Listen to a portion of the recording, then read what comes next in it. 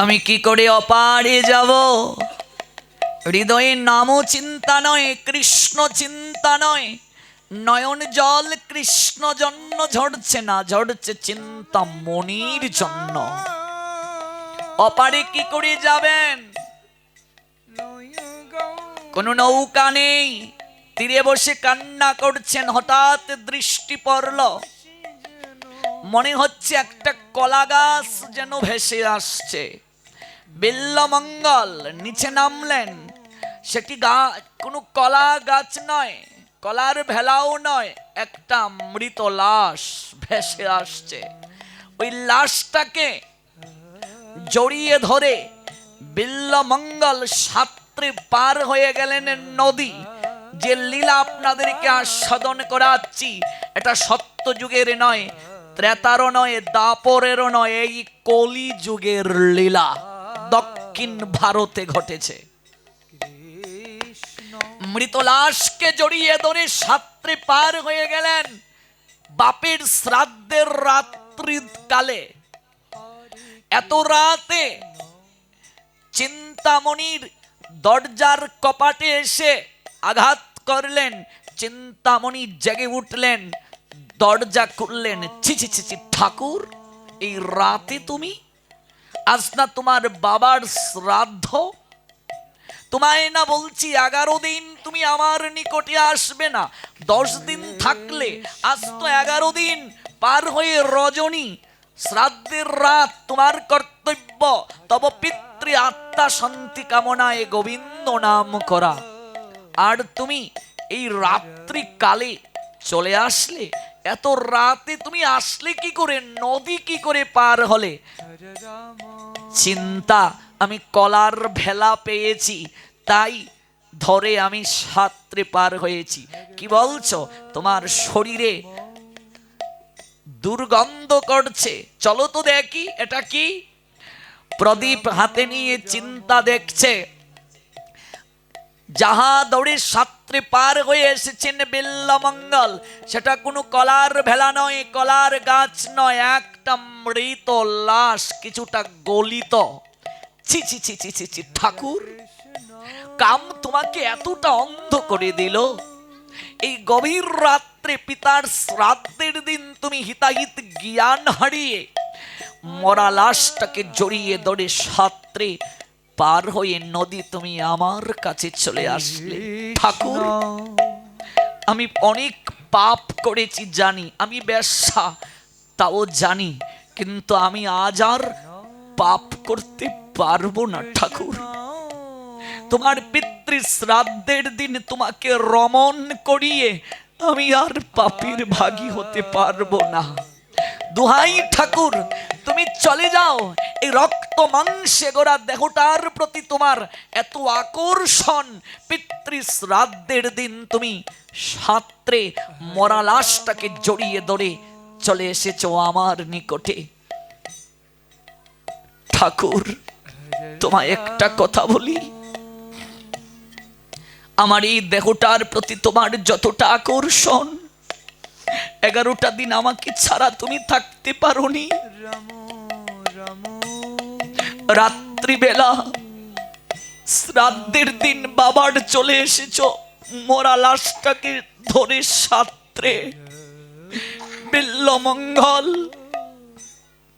আমার প্রতি তোমার তীব্র যতটা আকর্ষণ, তার কিঞ্চিত আকর্ষণ যদি গোবিন্দের প্রতি তোমার থাকতো বিল্লমঙ্গল। কৃষ্ণ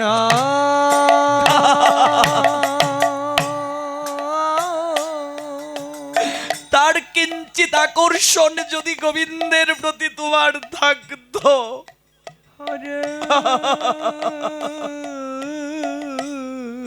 তার কিঞ্চিত আকর্ষণ যদি গোবিন্দের প্রতি তোমার থাকতো, তার কিঞ্চিত ভালোবাসা যদি এমন করে গোবিন্দকে দিতে পারতে বিল্লমঙ্গল, আমার মন বলছে তোমার গোবিন্দ দর্শন হয়ে যেত।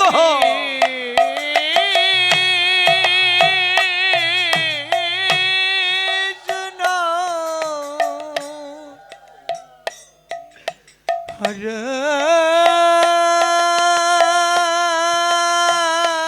ছি ছি ছি ছি ছি ছি ছি, ঠাকুর বের হও, তুমি কুকুরের মতো ধেয়ে চলে আসছো পিতৃ শ্রাদ্ধের দিন। বের হও তুমি আমার ঘর থেকে, আমি তোমার মুখ আর দর্শন করতে চাই না। আছাড়কে মাটিতে পড়লেন বিল্বমঙ্গল। আমি আরো ভেবেছি চিন্তা, তুমি আমায় জড়িয়ে ধরে বলবে কতটা ভালোবাসো আমায়। বাবার শ্রাদ্ধের দিনও আমাকে ছাড়া তুমি থাকতে পারোনি, তুমি চলে এসেছো। এই 11টা দিন রাত বিষময়ে যন্ত্রণা আমাকে কুকুর প্রতিদান দিল, কুকুরের সম্মোদন আমার প্রতিদান হলো। এত আকর্ষণ তোমার প্রতি, তার কিঞ্চিত আকর্ষণ শ্যাম সুন্দর গোবিন্দের প্রতি থাকলে আমার তার দর্শন হয়ে যেত। ঠিক বলেছ চিন্তা। আজ থেকে যদি কাউকে ভালোবাসতে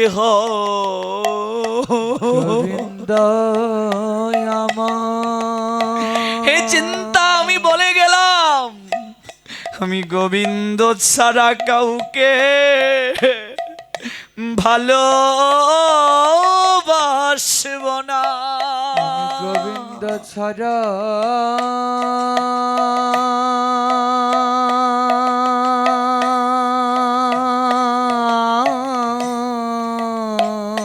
আমি গোবিন্দ ছাড়া কাউকে ভালোবাসব না। কাউকে ভালো চিন্তা, একটা জিজ্ঞাসা ছিল তোমার নিকটে, শ্যাম সুন্দর গোবিন্দ কি তোমার চেয়েও সুন্দর? ঠাকুর, কার সঙ্গে তুমি কাকে তুলনা করছো? তোমার এই চোখ দুটি কলুষিত হয়ে গেছে আমার রূপে। একবার অনুভব করো, আমি যদি তোমার চোখে এত সুন্দরী হই, তাহলে আমাকে যে সৃষ্টি করেছেন সে কত সুন্দর হতে পারে। তুমি বিনা হরি বল, হরি বল, হরি বল।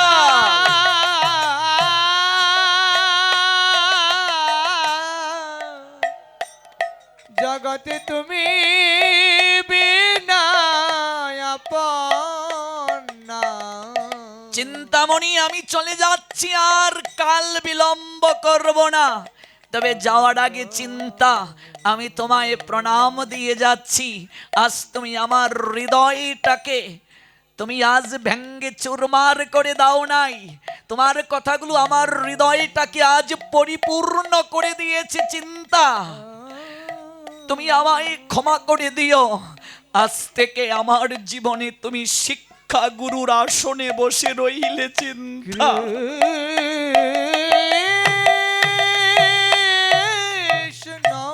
চক্ষুদান দিল যে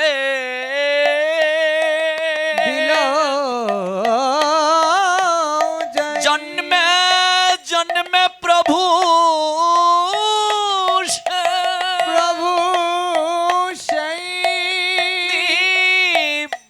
জ্ঞান হৃদয় প্রকাশিত।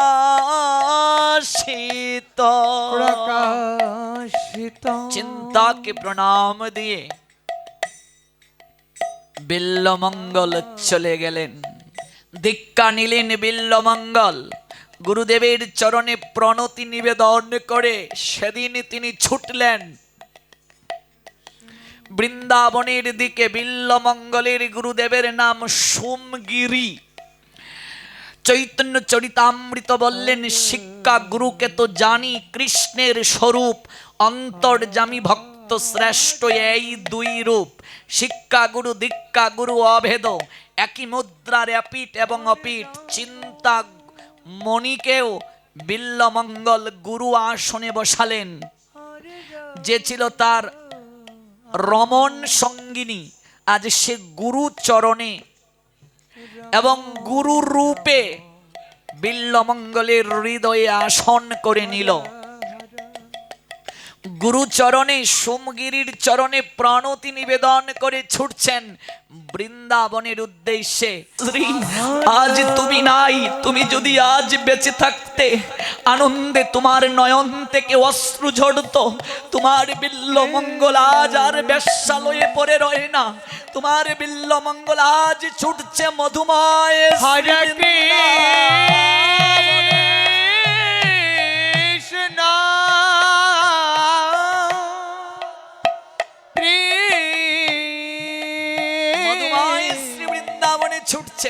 আমি খুব সংক্ষেপে চলে যাচ্ছি। কৃষ্ণ সেই বিল্লমঙ্গল হরিনাম করছেন আর বৃন্দাবনের উদ্দেশ্যে যাত্রা করছেন। মনে রাখবে, কাম এতটাই শক্তিশালী, যে কোনো মুহূর্তে বলশালীর চিত্তকেও আকর্ষণ করতে সমর্থ। ওই বিল্লমঙ্গল যেতে যেতে হঠাৎ দেখলেন এক রমণী স্নান করে ভিজা কাপড়ে গৃহে যাচ্ছে। কলসিটা কাকে? সেই রমণীকে দেখে বিল্লমঙ্গলের চোখ যখন ওই রমণীর ভেজা কাপড়ের দিকে পড়ল, শরীরের প্রতি পড়ল, হৃদয়ে মাঝে খারাপ চিন্তা জেগে গেল। চির সুন্দরকে দর্শন করার পিছনে চুকের দোষী বড় দোষ। আজ এই আলোচ্য বিষয়ে শুনছি আমরা। শুনে যাও, কিছুটা নিজের জীবনে আচরণে আনো। আর ভাগবতের কথা ভাগবত আসরে রেখে যেও না, বাড়িতে নিয়ে যাও। মাতাজির পিছনে পিছনে ধেয়ে যাচ্ছেন। গৃহে গিয়ে অতিথি হলেন, সাধুকে দেখে আনন্দে আত্মহারা হলেন গৃহস্বামী। অতিথি নারায়ণ সদৃশ, অথচ যে ভাব নিয়ে বিল্লমঙ্গল গেলেন সেটা ব্যক্ত করা অপরাধ। এত আতিথেয়তা আপ্যায়ন যখন করা হলো, বিল্লমঙ্গলের চোখ বেয়ে ঝরঝর করে অশ্রু ঝরছে। ছি ছি ছি ছি ছি ছি ছি ছি ছি ছি। আমি যে কামনা চরিতার্থ করার জন্য গৃহে আসলাম, সেই গৃহস্বামী আর গৃহলক্ষ্মী আমাকে ভগবানের পরের স্থানে বসিয়ে নারায়ণ সদৃশ সেবা করছে। ছি ছি ছি ছি ছি। আমি আমার মতো পতিত, আমি দুরাচারী, জগতে আর কেউ নাই। হরে সেবা করিয়ে যাওয়ার সময় দক্ষিণা দিতে হয়। গৃহে যদি সাধু আপনার থাকে, যাওয়ার সময় আপনাকে প্রত্যেক সাধুকে দক্ষিণা প্রদান করতে হয়, নতুবা সেবা পূর্ণ হয় না, যজ্ঞ সম্পূর্ণ হয় না। দক্ষিণা সদৃশ যখন সাধুকে নিবেদন করলেন, কি চাই বাবা আপনার? বিল্লমঙ্গল তখন সেই গৃহলক্ষ্মীর দিকে তাকিয়ে বলছে, মাগো দক্ষিণা দিতে চাও? ওমা, তুমি সুন্দর করে তোমার চুল বেঁধেছ যে ক্লিপ দিয়ে, ক্লিপ বুঝেন তো, মায়েরা যে চুল বাঁধে, ওই দুটো ক্লিপ আমায় দক্ষিণা দেবে মা, তুমি যে চুল বেঁধেছ। গৃহলক্ষ্মী দুটো ক্লিপ বিল্লমঙ্গলের হাতে তুলে দিলেন। সঙ্গে সঙ্গে বিল্লমঙ্গল সেই ক্লিপ দুটো হাতে নিয়ে তার চুকের মাঝে সজুরে আঘাত করল। চুকের মাঝে ক্লিপ দিয়ে আঘাত করলো, ঝরঝর করে রক্ত ঝরছে। ছি ছি ছি ছি ছি, আপনি কি করলেন? মাগো, আমায় প্রশ্ন করিও না, তুমি জানবে না মা আমি কি করেছি, কিন্তু আমি যথাযথ কার্য করেছি মা। আমার এই চোখ এখনো শুদ্ধ হয় নাই। বৃন্দাবনে বৃন্দাবনেশ্বরে গোবিন্দ দর্শনের এই চোখ এখনো যোগ্য হয় নাই। বৃন্দাবনে কতবার দর্শনে যাই, দর্শন করে পরে আসার পরও আমার চেতনা কেন শুদ্ধ না? আমার চোখ নির্মল নাই। বিল্লমঙ্গল নিজের হাতে চোখ দুটোকে অন্ধ করে দিলেন। হরে রাম লাঠিতে ভর দিয়ে বৃন্দাবনেশ্বর গোবিন্দ দর্শনে বিল্লমঙ্গল ছুটছেন, আর অজুর ধারায় ক্রন্দন করছেন, হে শ্যাম সুন্দর, হে গোবিন্দ, এই চোখ দিয়েছিলে তোমাকে দর্শনের জন্য, কিন্তু আজ ভাগ্যের নির্মম পরিহাস, চির সুন্দর তোমাকে দর্শন না করে অনিত্যের প্রতি নিবদ্ধ করলাম, ওই চোখ দুটি অন্ধ করে দিলাম। প্রভু, তুমি আমায় কৃপা করো। আমার চোখে আলো নাই, কিন্তু আমার তো অনুভূতি আছে গোবিন্দ, মরার আগে একটিবার যেন তোমার পরশ পেয়ে এই জগৎ থেকে আমি যেতে পারি। ক্রন্দন আর ক্রন্দন। লীলা পুরুষোত্তম গোবিন্দ আর স্থির থাকতে পারলেন না, এসে বিল্লমঙ্গলের লাঠিটায় ধরলেন। সমগ্র শরীর তার রোমাঞ্চিত হয়ে উঠল। বিল্লমঙ্গল, কে? আমি তোমার শ্যাম সুন্দর গোবিন্দ, যাকে প্রাপ্তির জন্য চিন্তা বৃন্দাবনের প্রীতিকে অস্বীকার করে সকল কিছু ত্যাগ করে আজ মধুময় বৃন্দাবনের দিকে ছুটছ বিল্লমঙ্গল। আমি এসেছি তোমায় দর্শন দেওয়ার জন্য। প্রভু গো, আমি তোমায় চিনব কি করে? আমি যে চোখে দেখি না। কি চাও বিল্লমঙ্গল আমার কাছে বলো। প্রভু, আমার তোমার কাছে কিচ্ছুটি চাওয়া নাই, একটি কেবল নিবেদন। প্রভু, আমাকে একটি বার তুমি একটু চোখে আলো ফিরিয়ে দাও। আমার জীবনে চুপ পেয়েও চুকের সৎ ব্যবহার করতে পারি নাই। আজ দ্বিতীয়বার চুকে আলো পেয়ে আমি সৎ ব্যবহার করতে চাই। আমি নয়ন বলে তোমায় একটু দর্শন করতে চাই।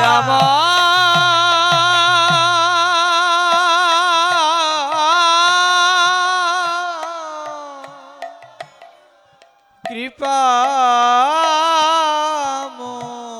এই হলো চুকের সৎ ব্যবহার। আলতু করে পরশ বুলিয়ে দিলেন গোবিন্দ, চুকে আলো ফুটলো, প্রাণ ভরে দর্শন হলো গোবিন্দকে। শুরু করেছিলাম হাতের কার্য কি, হাতে তালি দিয়ে কীর্তন করা।